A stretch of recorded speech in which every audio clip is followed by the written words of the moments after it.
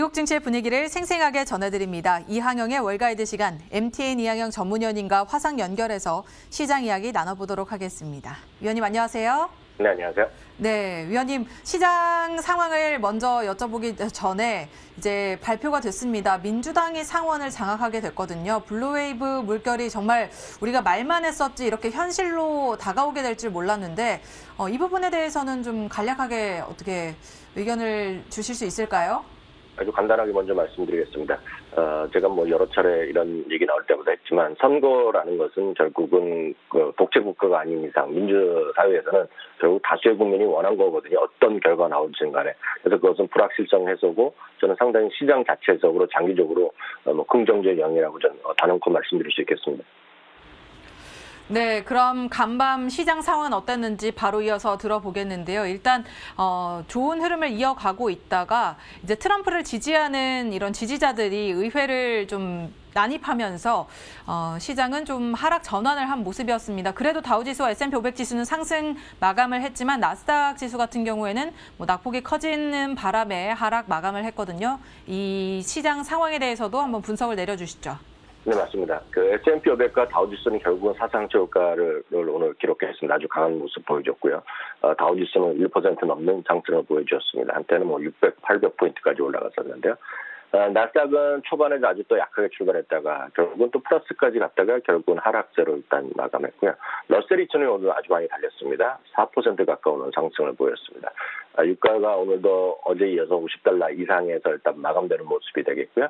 금가 위험은 오늘 소폭 좀 내려가는 모습입니다. 그렇기 때문에 전반적으로 기술주를 제외하고는 상당 부분이 좀 그나마 올라간 흐름이라고 일단 보셔야 되겠는데요. 앞서 잠시 말씀하셨지만 결국 미국에서 트럼프 지지자들이 의회 난입해서 의회가 셧다운돼서 공식적으로 이제 대통령의 당선을 선언하는 자리가 지금 안 이루어지고 있지 않습니까? 사실 이런 뉴스 보고 저도 CNN 이런 거 계속 봤지만 이런 거 보시는 분들의 입장에서 보면 미국이 우리가 생각했던 미국이 아닌 거죠. 저렇게까지 하거나 이런 것들 정말 이루어지고 있는 약간 어이없는 모습을 뉴스에서도 라이브로 보시는 분이 계실 것 같습니다. 어찌되었건요, 조지아주의 선거는 민주당의 승리로 나왔습니다. 그러다 보면 또 여러 가지 우려가 있겠으나 골드만삭스는 민주당에서 상원을 장악하면서 따라서 조만간 추가 부양책이 합의될 거라는 얘기하고 있고요. 추가 부양책은 바로 경기 회복으로 같은 얘기가 됩니다. 경기 회복은 또 금리 상승을 의미할 수 있겠죠. 그러다 보니 10년물 금리는 작년 3월 이후 처음으로 1%를 넘는 모습이 되겠고요. 금리가 올라가면 은행주 호재입니다. 그러면 당연히 은행주 오늘 급등하는 모습을 보여줬습니다. JP모건도 많이 올라가고요. 뱅크 오브 아메리카는 5, 6%가 오늘 올라가는 모습을 보여줬습니다. 당연히 금융주 전반적인 것들이 올라가는 모습이 되겠네요. 네, 다우지수와 S&P 500 지수는 무서운 기세로 연일 사상 최고치 이어가고 있습니다. 일단 시장에서 아까도 말씀 여쭤보기도 했지만 이제 블루웨이브가 현실이 됐습니다. 이에 대해서 우려하는 목소리도 많았고 좀 기대하는 부분도 있었는데 일단 우려하는 부분 경계론과 관련해서는 얘기를 해주실 게 있을까요? 네, 저는 먼저 이 얘기부터 좀 드리고 싶은데요. 예전에 트럼프 당선 벌써 4년 전이죠. 트럼프 당선이 됐을 때도 마찬가지. 그 전에 브렉시트 때도 마찬가지. 이번에도 선거를 앞두고 바이든이 당시 후보가 당선되면 얼마나 주가가 많이 또 떨어질 거라고 얘기했습니까? 세상이 끝장날 것까지 얘기했던 수많은 사람들이 있습니다. 그렇지만 지금 어떻게 됐습니까? 혹시 여러분들이 보신 분, 확인하신 분이 계시겠지만 제가 오늘 아침에 제가 계산기로 직접 계산했습니다.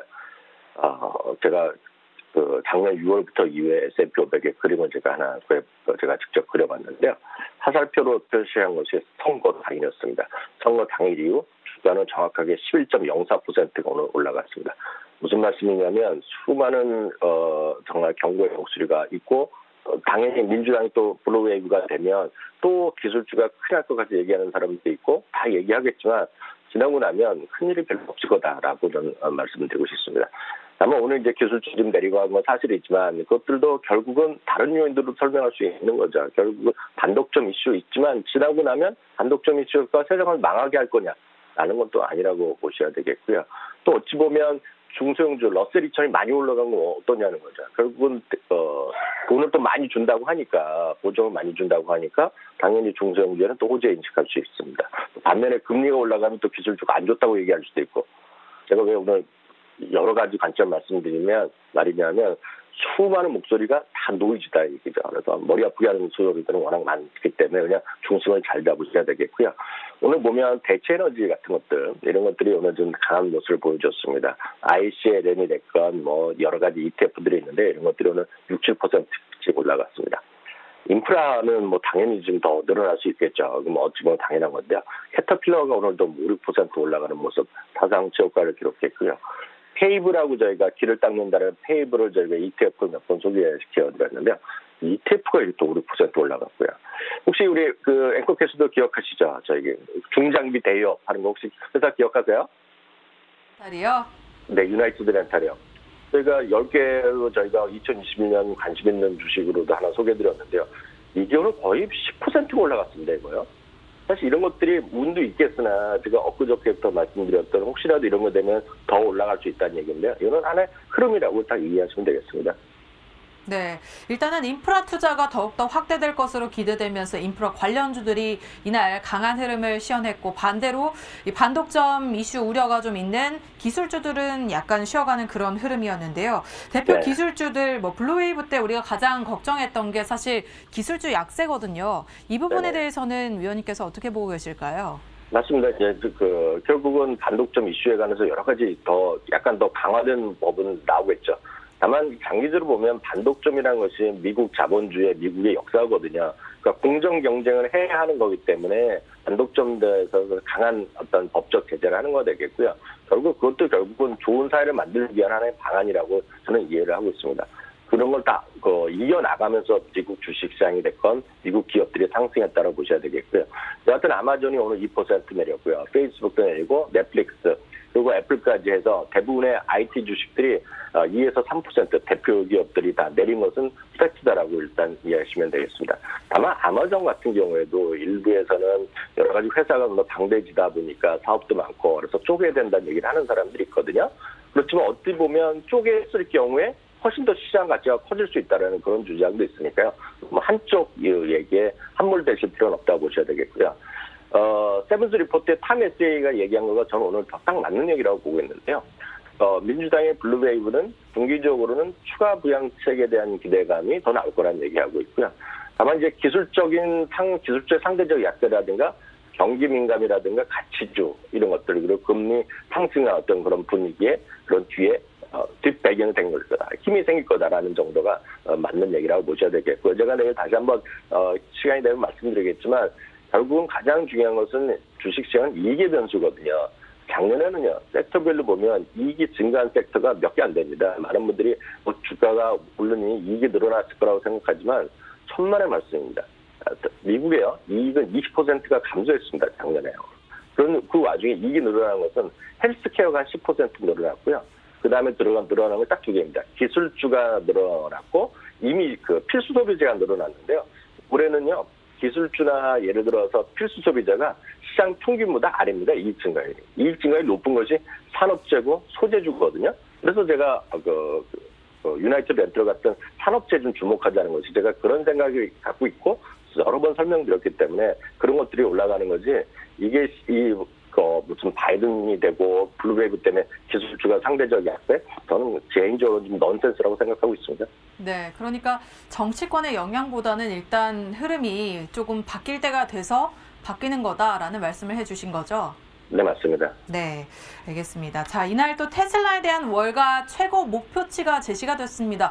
테슬라의 기세 이제 언제쯤 꺾이게 될까요? 뭐 연일 사상 최고치 달리고 있고 주가는 거침없이 최고가 행진을 펼치는 그런 가운데서 테슬라 날아오르고 있는데 자, 테슬라와 관련해서는 이제는 어떻게 판단해 보면 좋을까요?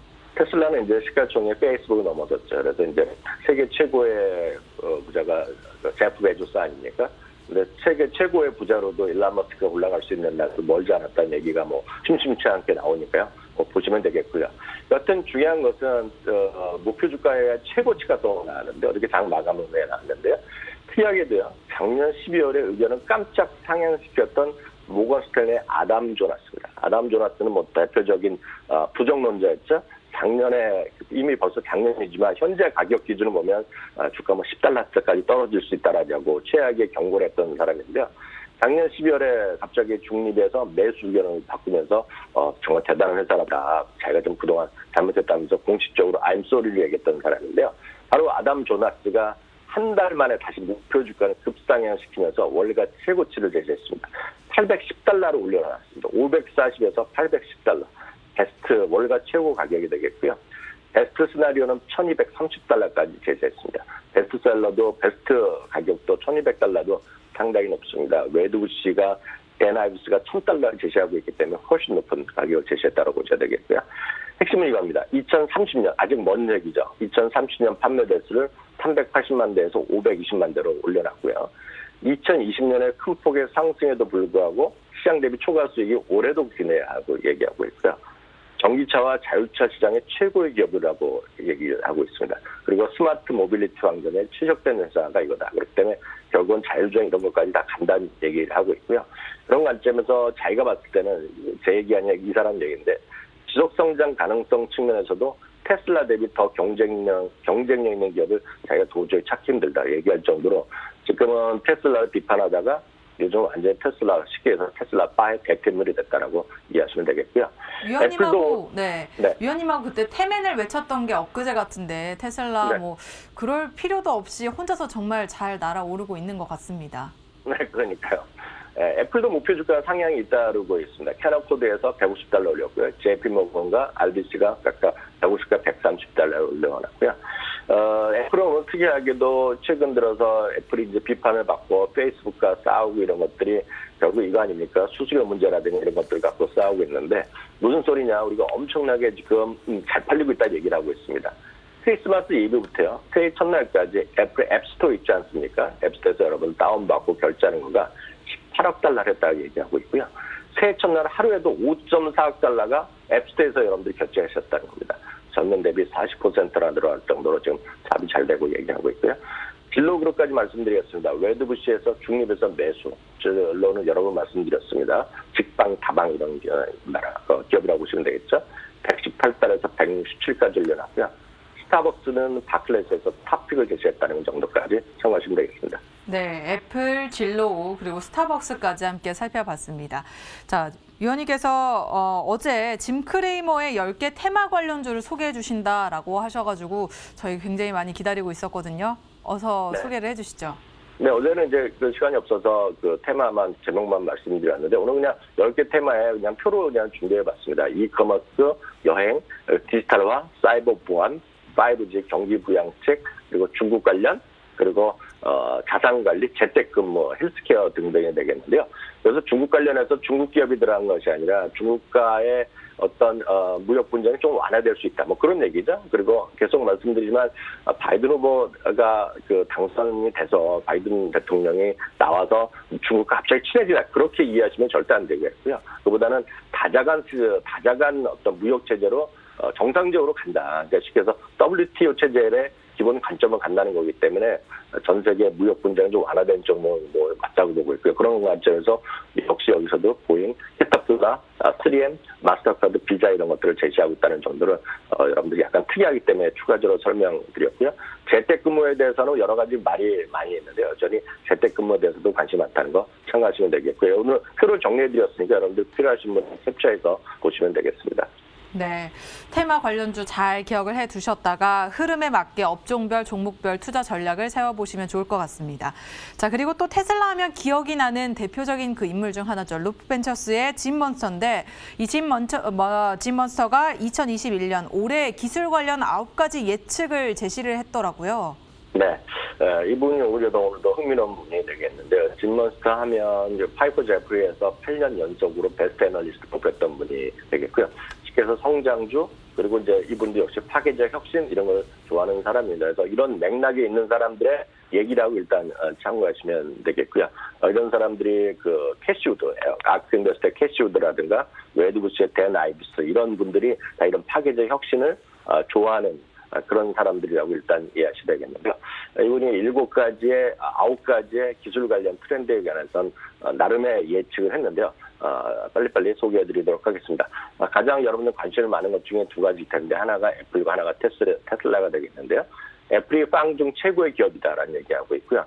시가총액이 3조 달러에 이르를 것이라는 얘기합니다. 뭐 당장 올해일지 내년일지 모르겠지만 3조 달러까지 갈 수 있다는 얘기하고 있고요. 애플이 지금까지 대부분은 아직까지는 이제 우리 서비스에 대해서 구독을 하고 있지 않습니까?